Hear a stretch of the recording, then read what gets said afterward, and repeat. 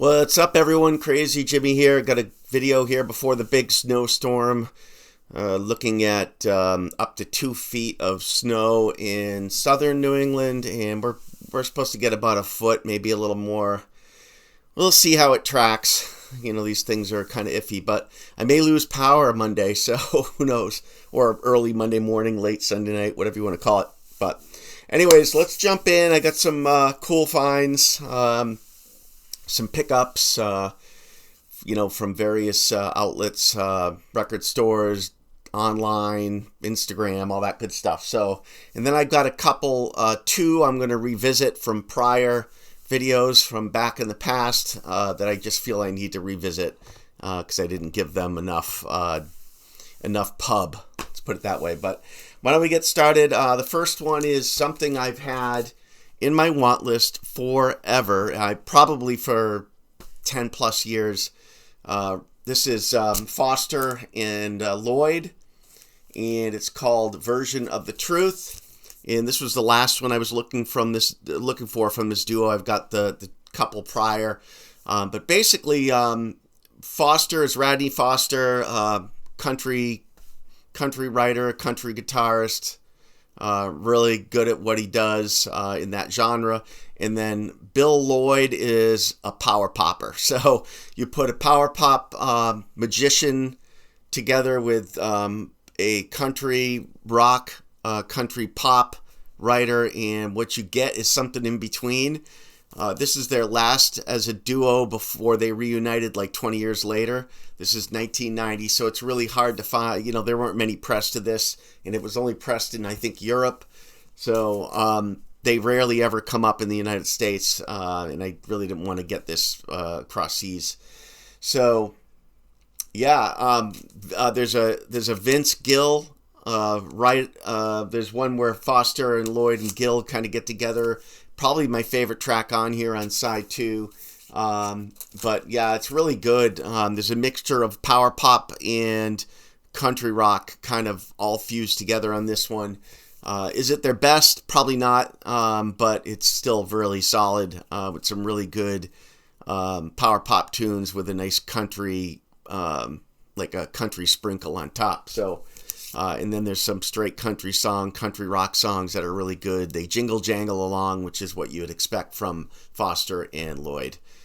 Don't sleep on Lloyd's solo work too. I've got a bunch of that, and it's all really good power pop if you like power pop. All right, where are we gonna put this? Put it right there. Next up, this one really shocked me in how good it was. This is Lou Jones, and it's Rain on the Marshlands. It's kind of hard to read the way that's typed out, but love the front cover too. It's got a young Lou, 1981 there, kind of doing a little dance. It's on Twill. This time I brought my glasses. Terwilliger Records, I think. Private press. But yeah, this is really good. I actually reached out to Lou to see how many of these were pressed and to let him know how much I loved it. There's some loner folk on here. There's some blues, some bluesy folk. There's a little bit of everything on here. Really, there's some songs that are dreamy and kind of smoky, that smoky vibe.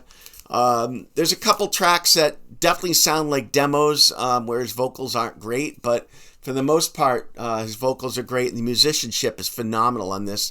The bassist is just really ripping on this, and Lou's guitar work is phenomenal.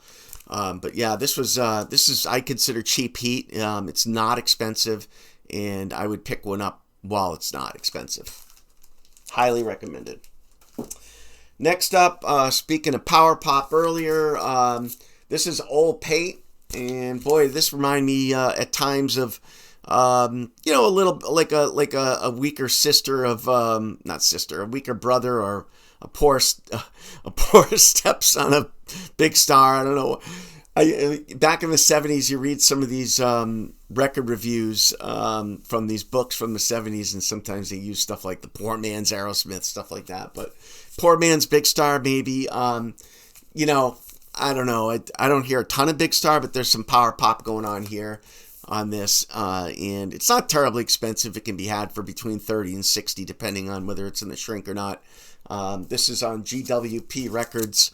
Yeah, and like I said, if you like power pop, a little bit of rural thrown in for good measure, little Americana thrown in there too, yeah, I think you'll really dig this Old Paint record. Next up, this one I got on eBay. This is David Wright's Original Home Band. And God, the cover's really cool. I mean, it's really tempting to kind of color it in, isn't it?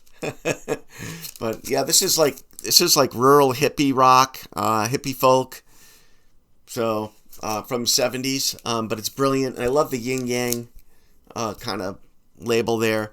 But yeah, this is really good. I mean, it's varied. There's a couple duffers on here that I didn't love, but for the majority of the play, it was really good and well worth what I paid for it. So check this out. This one's a little harder to find, a little rare. David Wright's Original Home Band. I think you'll dig it though if you're into that sort of thing. Next up, again, some Americana stuff here. Kirk Edwards' Song of the Low Road.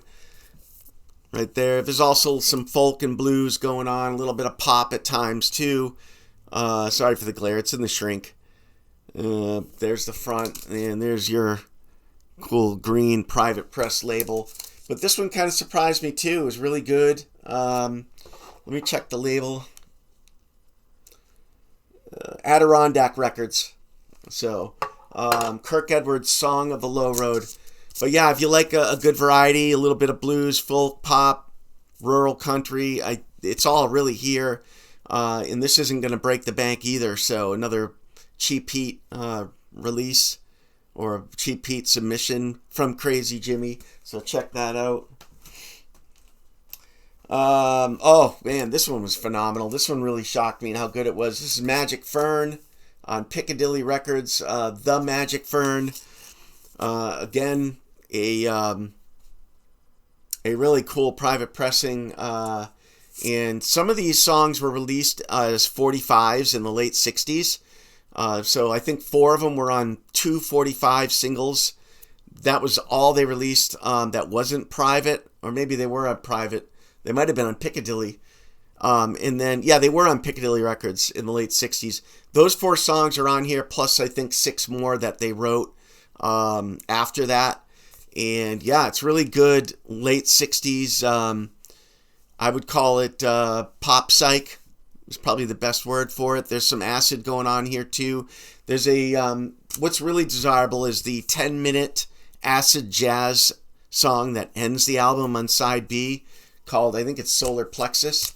But that's what a lot of acid heads and acid archives readers like myself are after, and that's on here. But there's also some really good pop-psych on here too, with some good guitar work, good soloing, and I love the vocals on this. So don't sleep on the Magic Fern. I think you'll dig it. Not easy to find all the time, but I think there's actually one listed online right now, a new one, so sealed.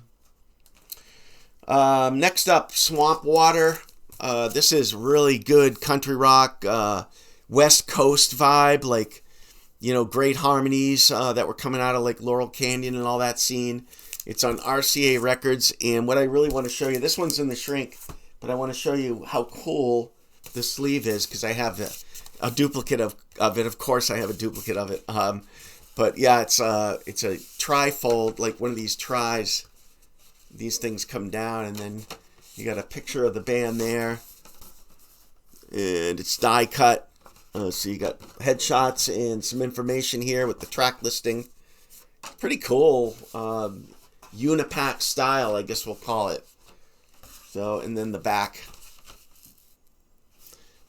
But yeah, it's like, wee. But yeah, I wanted to show you that. Really neat Swamp Water record. But yeah, like I said, if you love that West Coast vibe like I do, that's a good one, and that's Cheap Heat.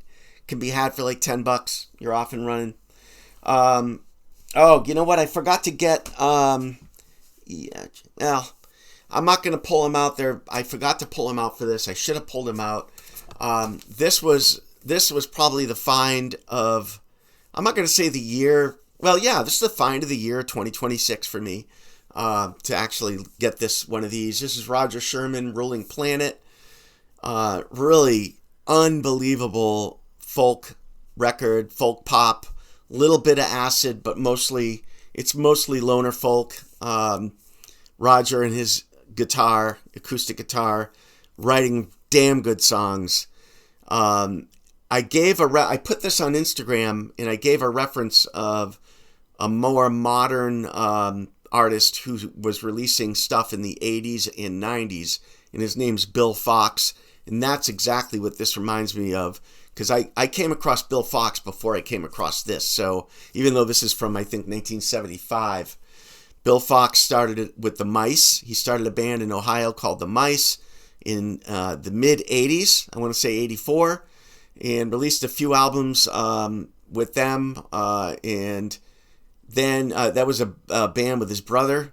And then Bill Fox went solo, released some amazing solo records, two in the 90s, one called Shelter from Smoke, I think, and the other was, I can't pronounce it anyways, even if I had it in front of me, but check them out. They're on Scat Records, which is a great label, released all the Guided by Voices stuff, the early stuff. But Bill Fox, Roger Sherman. If you like Roger Sherman, you're going to love Bill Fox. If you like Bill Fox, you're going to love Roger Sherman.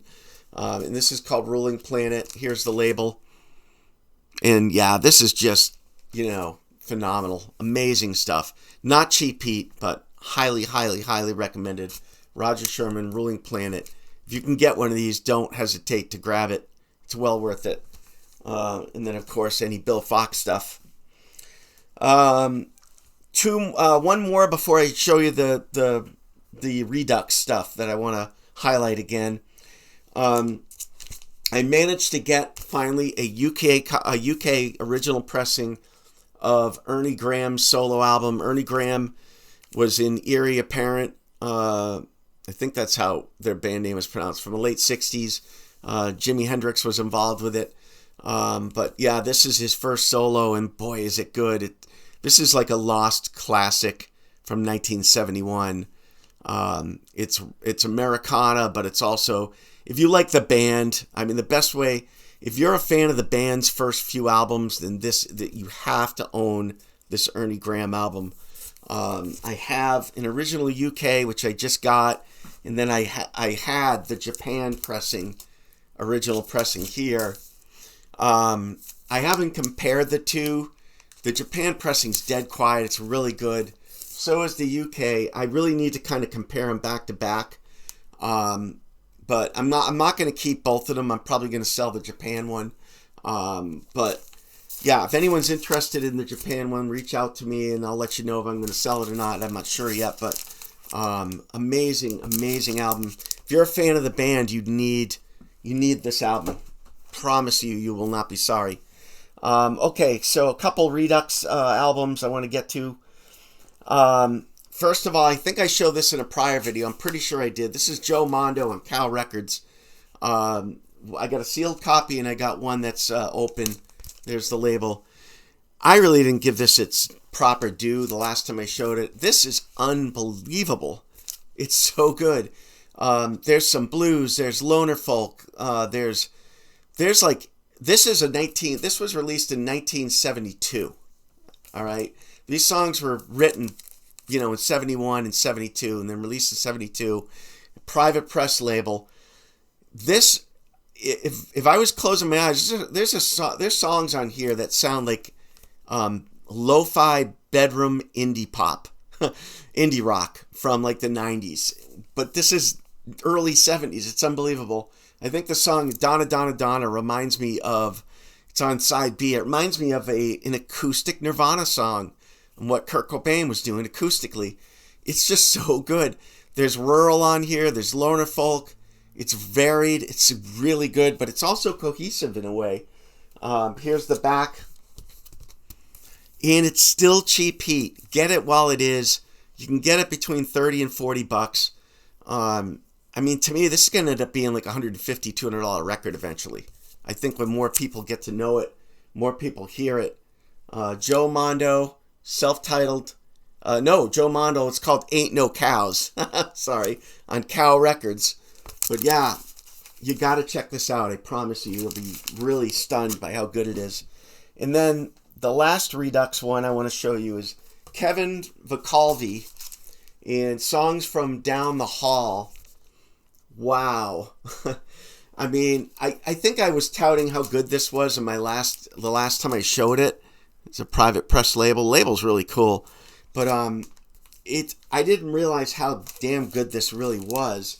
And it's in the, oh look, it's got a little bumper sticker and a postcard.